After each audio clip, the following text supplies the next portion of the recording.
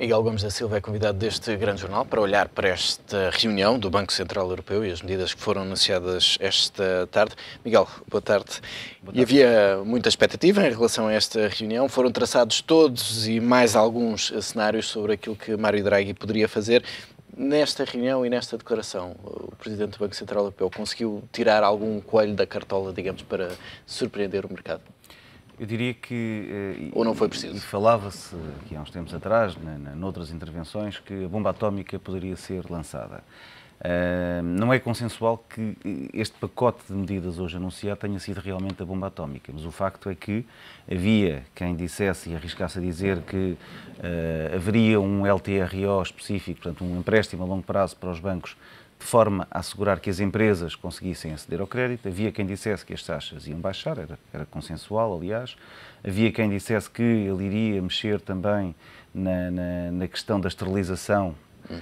O que ele fez foi tudo. Portanto, basicamente, e daí o conceito de bomba atómica, ele usou todos os mecanismos ao seu dispor, todos mesmo, para conseguir um pouco aquilo que a Fed começou a fazer já há uns anos atrás. Por um lado, o quantitative easing, ou seja, a compra de ativos. Por outro lado, agindo sobre o mercado através da baixa das taxas de juro. No entanto, faltam ainda por clarificar, e o mercado reagiu bem logo de início. No entanto, depois decepcionou porque não ficou concretizado de que forma é que isto vai acontecer. Nomeadamente, e uma das preocupações do Sr. Draghi foi o mecanismo de transmissão de política monetária, que é uma das preocupações que o BCE tem vindo já a referir há algum tempo. Ou seja, como fazer com que o dinheiro do BCE chegue às empresas. E se nós, olhando para o nosso caso particular, porque temos que olhar para Portugal, pensarmos que as empresas portuguesas têm um custo de financiamento cerca de 3%, 2,6%, 2,7%, em média superior àquilo que as empresas alemãs se financiam, que é muito, sobretudo, quando temos níveis de taxas de juro baixos. Portanto, 2,6% é uma enormidade de diferença de competitividade das empresas portuguesas para as empresas alemãs. Se pensarmos de que forma é que os bancos portugueses vão conseguir que este custo seja refletido nas empresas, ou seja, que esta redução de hoje das taxas de juro seja refletido nas empresas, é a questão do $1 milhão, precisamente, porque continuamos a ter depósitos em Portugal mais caros do que temos na generalidade dos países da zona euro. Portanto, apesar de termos taxas muito baixas, as pessoas continuam a fazer depósitos a prazo, quem tem dinheiro, mesmo montantes mais pequenos, a taxas de 1,5%, 2%, 3%, 3,5%. Há bancos que anunciam taxas desta dimensão, que são completamente fora. Portanto, com este nível de remuneração de depósitos, é impossível trazer para o mercado, para o tecido empresarial, uma baixa de custo de financiamento, senão podíamos ter até uma situação de arbitragem. Portanto, acho que o anúncio do Sr. Draghi, o anúncio do Sr. Draghi foi a bomba atómica em termos iniciais, portanto, quando ele começou a falar e a anunciar as medidas. No entanto, depois não concretizou. Em relação à compra de ABS, ou seja, os ABS são aqueles mecanismos que os bancos usam para integrar os créditos que dão, seja a habitação, se bem que esses ficam de fora, seja a empresas, seja a consumo. Portanto, é o empacotar dos créditos concedidos num mecanismo que pode ser transacionado, comprado, vendido, dado como garantia. Portanto, falta concretizar de que forma é que isso pode ser feito, porque, no limite, se os bancos, para poderem recorrer a este target LTRO, que é um termo um bocadinho complexo, mas na prática é um financiamento a 3 anos, se vão ter que comprar dívida pública portuguesa na mesma, para colocar no BCE, para poder recorrer... Para servir como colateral, não creio que saia daqui qualquer novidade ou qualquer tipo de alteração àquilo que tem vindo a ser a prática hoje. Portanto, corremos o risco de, mesmo depois de todas estas medidas, não se conseguir ter eficácia na grande preocupação desta altura do BCE, que é a inflação. A inflação, sim. No que agora, toca, no financiamento à economia... Exatamente, vamos distinguir isto em 2 pontos distintos. Por um lado, a preocupação do BCE, que é o mandato principal do banco, que é a inflação. Aí houve uma medida que foi anunciada hoje, que eu já várias vezes até referi, que a Fed e o Banco Central do Japão faziam, que era a esterilização, a não esterilização. Portanto, o BCE fazia a esterilização, ou seja, dava dinheiro por um lado, mas por outro ia secá-lo. Portanto, o que acontecia era que os bancos do sul da Europa que precisavam de dinheiro iam ao BCE buscar dinheiro. Os bancos alemães e dos outros países do centro da Europa tinham excesso de liquidez, iam ao BCE e entregavam dinheiro. É uma operação de fine tuning, portanto, absorção de liquidez da economia. Pois bem, hoje o Sr. Draghi finalmente acabou com a esterilização no Banco Central Europeu, o que quer dizer que todo o dinheiro que vai para a economia não volta ao Banco Central. Portanto, claramente é uma forma de tentar gerar inflação. Portanto, por este lado, até porque os cenários de inflação para este ano foram revistos em baixa e a inflação este trimestre foi ligeiramente abaixo daquilo que foi no anterior.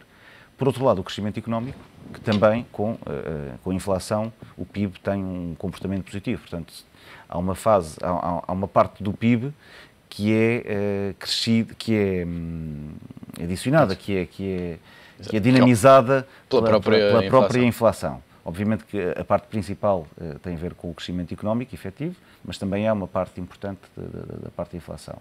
O PIB para 2015 foi revisto em baixa, 2015 foi revisto em alta, perdão, 2014 foi revisto em baixa. Portanto, claramente que o Banco Central Europeu a concluir que aquilo que está a ser feito em termos de medidas dinamizadoras do crescimento económico não chegaram este ano e vão ter que obrigar o banco a rever de 1,2% para 1% aquilo que era o crescimento esperado para o PIB da zona euro este ano. Por um lado, portanto, do lado da inflação, acho que o banco está a fazer aquilo que tinha que ser feito e está claramente a tentar trazer as taxas de juros para baixo para levar a inflação para cima. Há um outro pormenor interessante, que foi a primeira vez passarmos a ter uma taxa negativa nas taxas de depósito, o que vai obrigar os bancos, não afetará os bancos portugueses em grande medida, porque os bancos portugueses são credores do BCE, portanto são devedores ao BCE, aliás. Vai afetar os bancos alemães, que estão sentados numa pilha de liquidez e que têm, consecutivamente e de forma recorrente, colocado dinheiro junto do Banco Central Europeu. Poderá afetar o Estado português, e isto é um trabalho que merece ser aprofundado, eu não o fiz, que é os excedentes dos Estados, portanto o dinheiro dos governos, e nós temos um excedente de liquidez substancial de 7 ou 8 mil milhões de euros. Esta almofada que foi criada, esta almofada que está maioritariamente depositada no BCE, quer por um lado por decisão do próprio governo, quer por outro lado por exigência dos credores internacionais, mas que poderá ela própria estar sujeita a este 0,1% de taxa negativa. Há um limite a partir do qual isso existe, portanto poderá até ser que estejamos fora desse cenário, mas em termos práticos esta alteração, na perspectiva dos bancos, pode ter um impacto muito significativo. Pode de facto obrigar os bancos a ir à procura de outro sítio para guardar o dinheiro, ou alguns bancos, esses bancos alemães podem, enfim, assumir que mais vale, de facto, perder esses 0,1 e... Há pouco nós brincávamos e dizíamos vão chegar agora chartas de bancos alemães aqui para emprestar dinheiro aos bancos portugueses. Não vai acontecer. Nem aos bancos portugueses, nem aos bancos espanhóis, nem aos bancos italianos. Portanto, continua a haver por parte dos bancos do centro da Europa uma grande aversão ao risco no que toca a emprestar dinheiro de forma não colateralizada, ou seja, sem nenhuma garantia. O mercado monetário morreu já desde 2008, mais marcadamente desde 2010, e os bancos portugueses basicamente conseguem no mercado monetário financiar-se entre si, alguns bancos espanhóis, um ou outro banco europeu, mas grosso modo o mercado monetário desapareceu. Portanto, não é esta taxa que vai mudar. Não é por uma questão de taxa, não é. Mas o Banco Central Europeu tem ferramentas para mudar essa situação? Quer dizer, sem ser o Banco Central Europeu diretamente a financiar os bancos, para reativar este mercado monetário? Aliás, o intervalo, o corredor, como é o termo técnico designado, em que a taxa marginal, que estava em 0,75, baixou para 0,40. A REFI baixou para 0,15. Portanto, o intervalo, o corredor estreitou-se, passou de 0,35, estava em 0,50, passou para 0,25. Este, normalmente, em termos teóricos, é uma das formas utilizadas pelos bancos centrais para balizar o mercado monetário, para obrigar um bocadinho o mercado monetário a situar-se nestes níveis. No entanto, o que estamos a falar aqui não são medidas dinamizadoras de mercado, estamos a falar de medidas de risco que têm condicionado o mercado monetário. Os bancos, as direções, departamentos de risco, um pouco também com a ajuda, entre aspas, das agências de rating, têm condenado os bancos do sul da Europa a um estado de bancos não gratos, ou seja, risco elevado, periféricos, PIGs com risco elevado, junk, lixo, os nomes são variados. O facto é que existe, apesar dos bancos do sul da Europa, nomeadamente os portugueses, terem rácios de capital muito mais interessantes do que têm muitos bancos alemães. Portanto, nós em Portugal temos uma banca extremamente bem capitalizada, com um risco controlado, até porque tivemos a intervenção da Troika e todos os bancos têm tido acompanhamento por parte não é só o Estado, não é só o Governo que tem tido essa intervenção. Os bancos portugueses têm eles também tido o acompanhamento e a supervisão dos credores internacionais. No entanto, existe um bloqueio, quer por parte das agências de rating, que tardam em nos tirar da situação de lixo, de junk, e passar-nos para investment grade, que era onde supostamente já deveríamos estar, a todos, quer o país, quer os bancos. E, por outro lado, os teóricos, que são normalmente os responsáveis pelas áreas de risco, que, na dúvida, e como não têm negócio para gerir, ou não têm que responder perante o negócio, na dúvida, é mais fácil, jogam pelo seguro. Mas os stress tests podem ajudar, de alguma forma, a mudar essa situação? Os stress tests, para já, não são aplicados a todos os bancos. Não vão a todos os bancos portugueses. Infelizmente, no caso português serão 4, se não me engano. Infelizmente, não são a todos os bancos alemães. Porque se o fossem, iríamos ter uma agradável mostrar surpresa outro panorama. E iriam mostrar que provavelmente iriam explicar muito daquilo que tem acontecido nos últimos anos nesta crise europeia. Mas, bom, não querendo ir pela teoria da conspiração, os stress tests, assim, nós já estamos sujeitos a esses stress tests há muito tempo, os bancos em Portugal. Portanto, não parece que, ou melhor, vão colocar-nos numa situação positiva. Portanto, em relação à banca portuguesa, o que vai acontecer é que se vai comprovar que qualquer um dos bancos portugueses, ou dos 4, estão numa situação de saúde financeira invejável perante a maioria dos bancos lá fora. Portanto, não vai ser por aí e isso não vai fazer mudar nenhum paradigma. Existe um estigma em relação, e chamamos-lhe estigma, porque muitas vezes parece que é isso, e não querendo ser aqui o coitadinho e achando que nós somos os pobrezinhos, mas o facto é que existe um estigma em relação aos países do sul da Europa, não só em relação à banca, como em relação à generalidade. Eu diria que os países ricos do norte e do centro da Europa voltaram a ter novamente um olhar sobranceiro semelhante àquilo que já aconteceu no século passado. Isso pode ser perigoso, até porque isso levar-nos-ia para questões políticas, inclusivamente todo ideológicas, todo o processo de construção da Europa. Portanto, não querendo estar aqui a ser muito assertivo, mas eu diria que tem que haver uma alteração da própria União Europeia e da própria Europa. Hoje, esta decisão do Sr. Draghi foi importante a vários níveis, porque pela primeira vez saímos daquele estigma, daquele intervalo que era a inflação, porque o discurso do Sr. Trichet, o anterior presidente do Banco Central Europeu, sempre foi muito virado para a inflação e dizer que o nosso mandato é ancorar a inflação de longo prazo nos 2%, não temos mandato para mais nada, não temos mandato para ajudar bancos, não temos mandato para quantitative easing, portanto, é por aqui que temos de agir.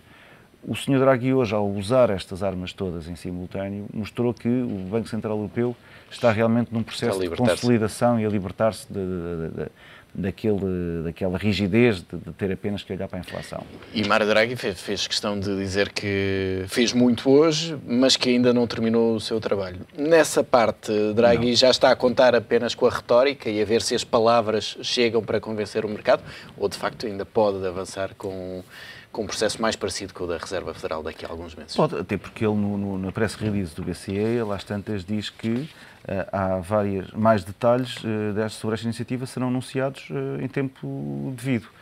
Diz isto em relação aos ABS, diz isto em relação às operações de política monetária, portanto, aos novos target LROs.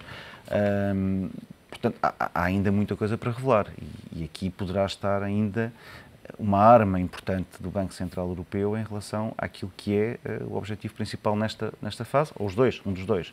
Por um lado, a inflação, que fica resolvido, ou pelo menos aparentemente fica resolvido com a neutralização. Por outro lado, a transmissão da política monetária, colocando o dinheiro mais barato na economia. Porque nós, hoje em dia, assistimos, em Portugal, o crédito bom, como nós chamamos, não quer investir. Ou seja, os bancos concorrem entre si, portanto, não há falta de dinheiro na banca para dar às empresas. Há falta de empresas com baixo nível de risco e as empresas com risco aceitável não querem dinheiro porque têm receio de investir. Porque nós não podemos divorciar-nos da situação económica do país, porque ter dinheiro para investir, mas não ter mercado onde colocar e que justifique o investimento, também não é a solução. Portanto, eu diria que com a política fiscal e com a política monetária separadas, não vamos por um caminho que leve a algum lado. E com isto quero dizer que a austeridade, que é a política fiscal, tem obviamente que ser também reequacionada no contexto do crescimento económico, porque medidas de política monetária como estas, que ajudam a passar o dinheiro para as empresas, mesmo passando a um nível mais interessante, é preciso haver empresários que queiram investir. Para haver empresários dispostos a investir e a correr riscos, é preciso haver mercado. Não podem estar para vender. Pelas outras para haver mercado, é preciso haver desemprego mais baixo, é preciso haver rendimento disponível ao final do mês mais elevado, ou seja, menos impostos. Portanto, tudo isto é uma série encadeada de situações que têm que ser vistas em conjunto. O Sr. Draghi não é o mago e o feiticeiro que hoje anunciou a solução. Vamos ainda ter que aguardar por mais desenvolvimentos. Miguel Gomes da Silva, muito obrigado pela presença neste grande jornal. Obrigado.